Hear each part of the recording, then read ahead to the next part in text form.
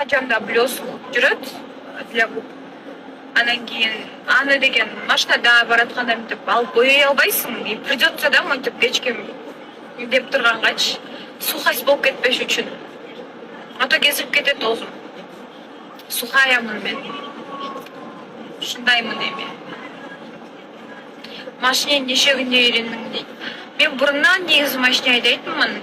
Акем үйрөткөн кичкентай кезде. Бирок бүйтүп прям профессионально качан бастадым? В общем, тез үйрөнүп кеттим. Желание болса барлығын тез үйреніп аласың. Біз адамдар сондай болсақ. У меня не болит, а его навели.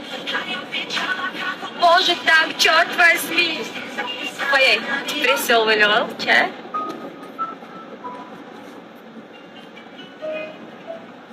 Витамин ичип көрсөң дейт. Ошо витамин ичишим керек по идее, но жүрөм ошентип коюп эле. Карабай өзүмдү.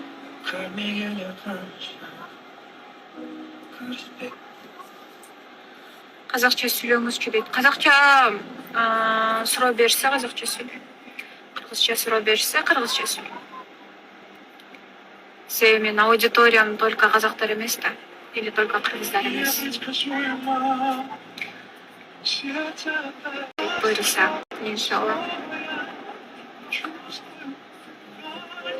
Мен эле жүрөсүзбү кайра дейт. Нет.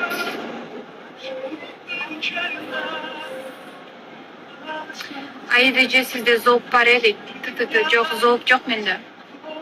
У меня с сердцем проблемы. Скоро вас украдет замуж. Кто? Кто меня украдет? Скажите, кто? Познакомьте меня, пожалуйста, с ним. Кто этот человек? Кто такой смелый? Мне самой так интересно стало, господи. Жек көрүү сөзүм бар. Жек көрүү сөзүм жок, эмнеге жек көрүү болуш керек? Ал адам өзүнүн жашоосу менен кеткен, мен өзүмдүн жашоом менен кеткем. Эмнеге жек көрүү болуш керек? Бул адам, биз адамдар ушундай түшүнбөйм да, кээ бир адамдар жек көрүп кеттиңби, анан көңүлүң калып калдыбы, анан жаман эмне кылды айтчы депчи. Мен эчтеке жаман айткым келбейт, себеби аны да Аллах Таала жараткан бир пенде, мен дагы. Анан я давно уже простила, давно отпустила, всю ситуацию отпустила, мне ситуация болгон бүт баарын, поэтому эч кандай обида, мындай жек көрүү деген нерсе жок да. Мындай безразличие болот го.